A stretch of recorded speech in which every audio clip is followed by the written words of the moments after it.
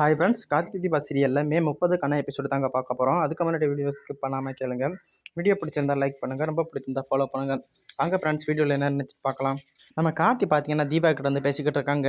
அப்போ உடனே தீபா சொல்கிறாங்க, ஆக்சிடென்ட் வந்து தானாக நடக்கலை, நான் ஒருத்தன்ட்ட பேசிக்கிட்டு இருந்தேன், அவன் வந்து கோவத்தில் வந்து என்னை அடிச்சிட்டான், பதிலுக்கு நான் அவன்கிட்ட கேட்டுக்கிட்டு இருந்தேன், அப்போ பார்த்தீங்கன்னா அவன் என்னை கத்தியால் குத்த வந்துட்டான், அங்கிருந்து அவன்கிட்ட வந்து தப்பிச்சு ஓடலான்னு போகும்போது தான் கார் வந்து என்ன ஆக்சிடென்ட் பண்ணிட்டு, இது வந்து தற்செயலாக நடந்த மாதிரி எனக்கு தெரியலை அப்படின்னு தீபா வந்து கார்த்திக்கிட்ட சொல்லுவாங்க. அதை கேட்டுட்டு கார்த்தி வந்து ரொம்பவே அதிர்ச்சி அடைவாங்க. அப்போ உடனே கார்த்தி கேட்குறாங்க, என்னங்க தீபா நீங்கள் பாட்டுக்கு அசால்ட்டாக சொல்லிக்கிட்டு இருக்கீங்க, இது எதுக்குன்னுட்டு ஆரம்பத்தில் சொல்லலை, நீங்கள் முன்னாடியே சொல்லியிருந்தா நான் ஏதாச்சும் ஸ்டெப் எடுத்துருப்பேன் அப்படின்னு கார்த்தி கேட்குறாங்க. இல்லைங்க கார்த்திக் சார், நீங்கள் ஏதாச்சும் ஃபீல் பண்ணுவீங்க, உங்களுக்கு ரொம்ப கஷ்டமாக இருக்குன்னு நினச்சி தான் நான் இதை சொல்லலை அப்படின்னு தீபா சொல்லிக்கிட்டு இருப்பாங்க. அது மட்டும் இல்லைங்க, நான் ஆரம்பத்தில் உங்ககிட்ட சொல்லியிருந்தேன், அபிராமி, மைதிலி, மீனாட்சி எல்லாருமே ரொம்பவே பயந்துருப்பாங்க வீட்டில் இருக்கவங்க எல்லாம், அதனால தான் கார்த்திக் சார் நான் யாருக்கிட்டையுமே சொல்லலை அப்படின்னு தீபா சொல்லுவாங்க. அப்போ உடனே கார்த்திக் சொல்லுவாங்க, இதை வந்து சும்மா விடக்கூடாது, யாராவது அடித்து அந்த கொலை பண்ணுற அளவுக்கு போவாங்க, அப்போ இதுக்கு பின்னாடி என்னமோ இருக்குது, அதை கண்டிப்பாக கண்டுபிடிக்கணும் தீபா அப்படின்னு கார்த்திக் சொல்லுவாங்க. ஆமாம் கார்த்திக் சார், எனக்கு என்னமோ அப்படி தான் தோணுது. ஓகே தீபா, நீங்கள் வீட்டில் பித்து ரெஸ்ட் எடுங்க, தனியாக எங்கேயும் போகாதீங்க, நான் வேணா உங்களுக்கு நாளைக்கு நான் செக் பண்ணுறதுக்கு ஹாஸ்பிட்டலுக்கு நான் அழைச்சிட்டு போகிறேன், இதை பற்றி நான் சரவணா கிட்ட சொல்கிறேன், நீங்கள் எங்கேயும் போகாதீங்க, நீங்கள் வீட்டிலே சேஃபாக இருங்க, ஏன்னா எனக்கு என்னமோ டவுட்டாக இருக்குது, உங்களை யாரோ ஃபாலோ பண்ணுறாங்கன்னு எனக்கு தோணுது, அதனால தான் சொல்கிறேன் தீபா. தீபாவும் சரி கார்த்திக் சார், நான் வீட்டிலே இருக்கிறேன், எங்கேயும் போக மாட்டேன் அப்படின்னு சொல்லிட்டு அதுக்கப்புறம் பார்த்தீங்கன்னா கார்த்தி வந்து ரம்யாவோட ஃபேக்ட்ரிக்கு போவாங்க. அப்போ பார்த்தீங்கன்னா ரம்யா வந்து ஆனந்த சோனத்தை எல்லாத்தையுமே நினச்சி பார்த்துக்கிட்டு இருப்பாங்க. அப்போ உடனே ரம்யா நினச்சி பார்ப்பாங்க, தீபா கிட்டேருந்து பிரித்து நான் மட்டும் கார்த்திக் அடையலைனா என் பேரையே நான் மாற்றிக்கிறேன், கண்டிப்பாக வந்து கார்த்திகை அடைஞ்சே தீருவேன், ஏன்னா அந்த ஐஸ்வர்யாவும் தீபா வந்து எங்கள் வீட்டுக்கு ஏற்ற மருமகள்னு தான் சொல்லியிருக்கான், அந்த ஆனந்தும் அதே தான் சொல்லிட்டு போகிறான். அப்படி பார்த்தா தீபா வந்து அந்த வீட்டில் வந்து யாருக்குமே பிடிக்கல பொருக்கு, கார்த்திக்கு மட்டும் தான் ஏதோ கொஞ்சம் கொஞ்சம் பிடிக்குது பொருக்கு. எப்படியாவது இதை பற்றி கார்த்திக்கிட்டையோ இல்லை தீபா கிட்டேயோ பேசி கண்டிப்பாக அவங்க 2 பேரையும் பிரிக்கணும். அதுக்கப்புறம் பார்த்தீங்கன்னா நம்ம காயை கொஞ்சம் கொஞ்சமாக நவர்த்தி நம்ம வந்து கார்த்திகை எப்படியாவது மேரேஜ் பண்ணிக்கணும். கார்த்திகை மட்டும் மேரேஜ் பண்ணிக்கிட்டா நம்மளை வந்து தொழிலில் வந்து யாருனாலையுமே அடிச்சிக்கவே முடியாது, நம்பர் 1 ரம்யாவாக தான் இருக்க முடியும் அப்படின்னு வந்து ரம்யா வந்து ரொம்பவே மட்டமாக யோசிச்சுக்கிட்டு இருப்பாங்க. அப்புறம் பார்த்தீங்கன்னா ரம்யா வந்து நேராக கார்த்திக் வேலை பார்க்குற இடத்துக்கு போவாங்க.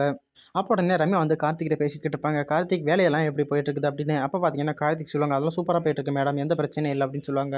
அப்போ பார்த்தீங்கன்னா ரம்யா ஜூஸ் குடிச்சிக்கிட்டு இருப்பாங்க. அது பார்த்தீங்கன்னா தெரியாமல் அவங்க சேரியில் வந்து வேணுக்கு முன்னே அவங்க பார்த்தீங்கன்னா ஊற்றி விட்டுருவாங்க. கார்த்தியும் அதை பார்த்துருவாங்க, மேடம் உங்கள் சேரியில் வந்து ஜூஸ் கார பட்டிருக்குது மேடம் அப்படின்னு சொல்லுவாங்க. ரம்யா பார்த்தீங்கன்னா தெரியாத மாதிரியே நடிப்பாங்க, எங்கே கார்த்தின்னு, இருங்க மேடம் நானே இது பண்ணுறேன் அப்படின்ட்டு கார்த்திக் பார்த்தீங்கன்னா அவங்க டவல் வச்சு அதை தொடச்சி விடுவாங்க. அதை பார்த்தீங்கன்னா மேனேஜர் வந்து பார்த்துருவாங்க. மேனேஜர் பார்த்துட்டு அங்கேருந்து ரம்யா வந்ததுக்கப்புறமா கார்த்தி வந்து உங்களை நல்லாவே கவனிச்சுக்கிறாங்கல்ல மேடம் அப்படின்னு சொல்லுவாங்க. ரம்யா பார்த்தீங்கன்னா மேனேஜர் கண்ணத்திலே பலார்னு அறைவாங்க, உனக்கு ஒரு வேலை இருந்தால் போய் பாரு, தேவையில்லாமல் என் விஷயத்துல நீ தலையிடாத அப்படின்னு சொல்லுவாங்க. அப்போ உடனே அந்த மேனேஜர் நினைப்பாங்க, என்ன கார்த்தியை பற்றி பெருமையாக பேசினாலும் நம்மளை அடிக்கிறாங்க, தப்பாக பேசினாலும் நம்மளை அடிக்கிறாங்க, இந்த ரம்யா மேடத்தை வந்து நம்மளால் புரிஞ்சிக்கவே முடியலையே அப்படின்னு அவங்களோட பியூன் வந்து நினச்சிக்கிட்டு இருப்பாங்க.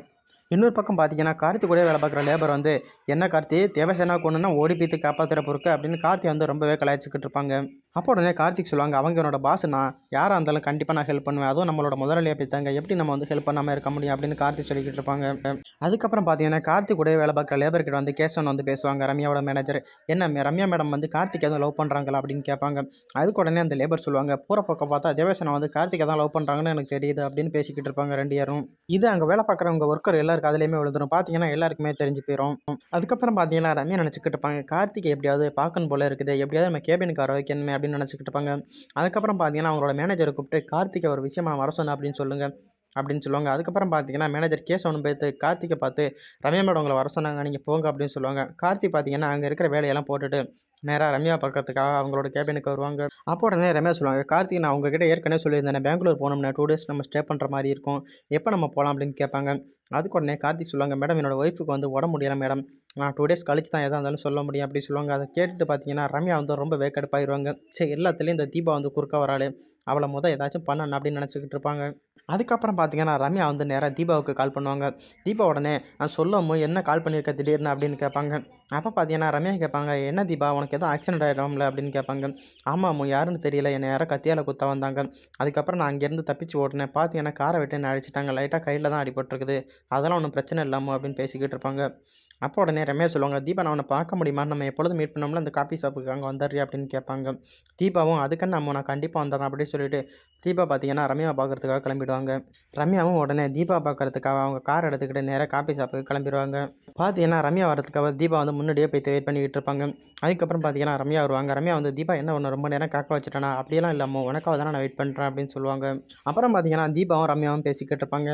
அப்போ பார்த்தீங்கன்னா ரம்யா சொல்லுவாங்க, "தீபா நான் உன்கிட்ட ஒரு முக்கியமான விஷயம் சொல்லணும். எனக்கு எங்க அப்பா மொத பார்த்த மாப்பிள்ளை யாருன்னு தெரியுமா?" அப்படின்னு கேட்பாங்க. அதுக்கு உடனே தீபா கேட்பாங்க, "யார் அம்மு?" அப்படின்னு. அவங்க வேற யாரும் இல்ல, ரொம்பவே ஸ்மார்ட் பர்சன்.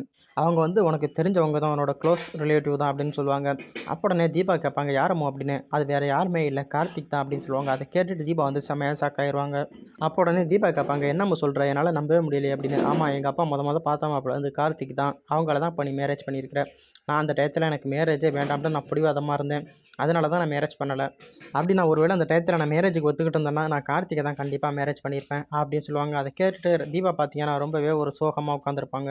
அதுக்கப்புறம் பார்த்தீங்கன்னா, தீபா வந்து, "சரி அம்மு, நீ உன் கம்பெனில வந்து ஒரு பையன லவ் பண்றேன்னு சொன்னியல்ல, அது என்னாச்சு அம்மு?" அப்படின்னு கேட்பாங்க. அப்போ உடனே தீபா சொல்லுவாங்க, "அது வேற யாருமே இல்ல, கார்த்திக் தான்" அப்படின்னு சொல்லுவாங்க. அத கேட்டுட்டு தீபா வந்து செம்மையா ஷாக் ஆயிருவாங்க. அப்போ உடனே தீபா கிட்ட வந்து ரம்யா கேட்பாங்க, "தீபா எனக்காக ஒண்ணு பண்ண முடியுமா?" அப்படின்னு.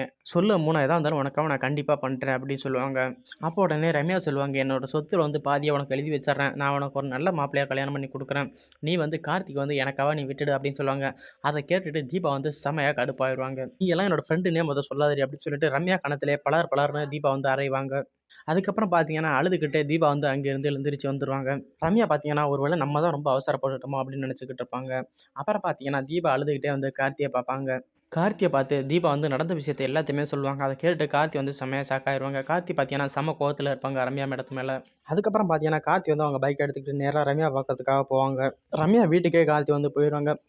ரம்யாவ பார்த்து, "தீபா கிட்ட வந்து என்ன பத்தி நீங்க பேசுனீங்களாம்ல, எந்த ஜென்மத்திலயும் தீபா வந்து உங்களால என்கிட்டேருந்து பிரிக்க முடியாது. இப்படி ஒரு எண்ணத்தோட தான் நீங்க வந்து தீபா கிட்ட வந்து பழகுனீங்களா?